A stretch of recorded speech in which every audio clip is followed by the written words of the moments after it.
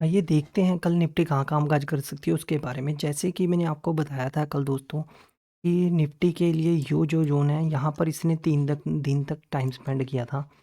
यहाँ पर इसने 3 दिन तक टाइम स्पेंड किया था। जैसे ही इस ज़ोन को ब्रेक किया तो हमें नीचे की साइड में सेलिंग देखने को मिली और जो ये इसके बीच का गैप था इसको इसने फिल कर दिया। तो ये जो रेड कैंडल बनी और इसी ने इसके बीच का गैप फिल किया। तो इसके बाद में सेकंड नेक्स्ट डे यहाँ पर ग्रीन कैंडल बनी जो इसके बीच में इनसाइड कैंडल बनी का फॉर्मेशन पूरा बना। तो जैसे ये रेड कैंडल बनी और इसके बीच में ग्रीन कैंडल बनी और इस तरह इनसाइड कैंडल बनी। तो मैंने कल भी आपको बताया था कि जैसे निफ्टी अगर इनसाइड कैंडल बनी है अब इसका हाई ब्रेक होने पर हमें ऊपर की साइड में बाइंग देखने को मिल सकती है।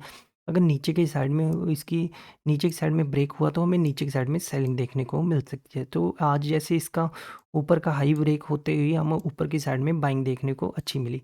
देखो अगर अब बात करें निफ्टी के लिए जो ये लेवल है,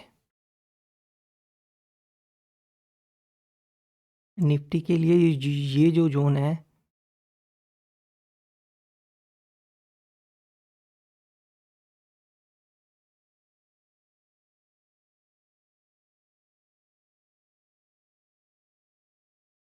निफ्टी के लिए जो ये जो ज़ोन है 24,350 का ज़ोन है निफ्टी के लिए जो ये ज़ोन है, ये ज़ोन अभी भी निफ्टी के लिए रेजिस्टेंस का ज़ोन बना हुआ है।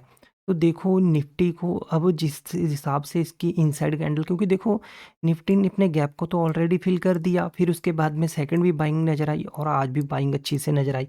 तो कहने का मतलब ये है अब इसमें बायर इंटरेस्टेड है और अगर निफ्टी ऊपर की साइड में जाती है, अगर इस ज़ोन को ब्रेक करती है तो हमारा ऊपर की साइड में टारगेट 24,500 तक हमारा ऊपर की साइड में टारगेट हो सकता है। निफ्टी ऊपर की साइड में 24,500 तक जा सकती है। अगर निफ्टी ने 24,500 के ज़ोन को ब्रेक कर दिया तो हमारा ऊपर की साइड में टारगेट 24,750 तक हो सकता है, अगर निफ्टी ऊपर की साइड में जाती है।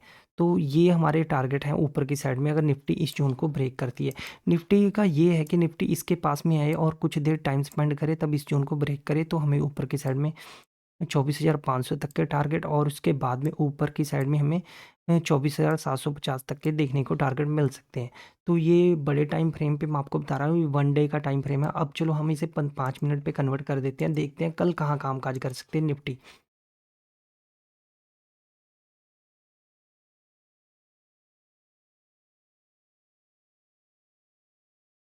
जैसे देखो कि अभी भी आप सबको नज़र आ रहा होगा ये जो ज़ोन है निफ्टी के लिए अभी भी रेजिस्टेंस का ज़ोन है और ये जो ज़ोन है निफ्टी के लिए यहाँ से ये जो ज़ोन है निफ्टी के लिए अब एक सपोर्ट का ज़ोन बन चुका है।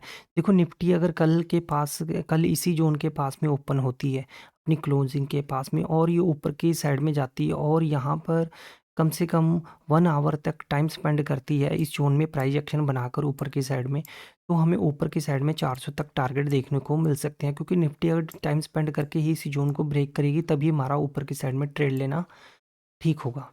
और उसके बाद में सेकंड अगर मान लो निफ्टी इसी ज़ोन के पास में ओपन होती है, गैप अप ओपन होती है, गैप अप ओपन होने के बाद में निफ्टी इसी के पास में बड़ी सी कैंडल इस ज़ोन को बनाकर ब्रेक कर देती है, तब हम इसमें कोई ट्रेड नहीं लेंगे।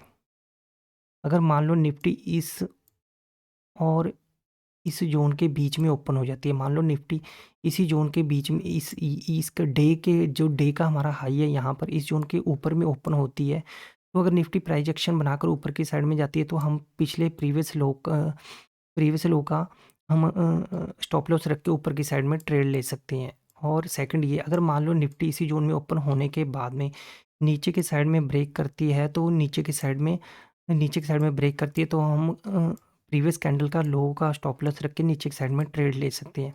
अगर by chance Nifty opening gap down हो जाती है, निफ्टी अगर ओपनिंग गैप डाउन हो जाती है इस ज़ोन के अंदर ओपन हो जाती है 24,200 और 150 के बीच में ओपन हो जाती है, इस ज़ोन के पास में ओपन हो जाती है।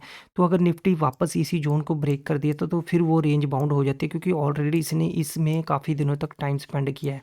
इस रेंज के अंदर इसने काफ़ी देर तक टाइम स्पेंड किया। फिर ये मान के चलो कि निफ्टी को अब जब तक या नीचे की साइड में कोई सेलिंग ये ज़ोन नहीं ब्रेक करती या ऊपर की साइड में ये ज़ोन नहीं ब्रेक करती, तब तक हमें अच्छी बाइंग और अच्छी सेलिंग देखने को नहीं मिल सकती निफ्टी के लिए। फिर इसी ज़ोन के अंदर फिर निफ्टी बंद गई है, और इसी के जब तक ये दोनों ज़ोन को ब्रेक नहीं करती तो हमें अच्छी बाइंग और अच्छी सेलिंग देखने को नहीं मिल सकती। तो मैंने अपना व्यू बता दिया है, तो like and share and subscribe my channel.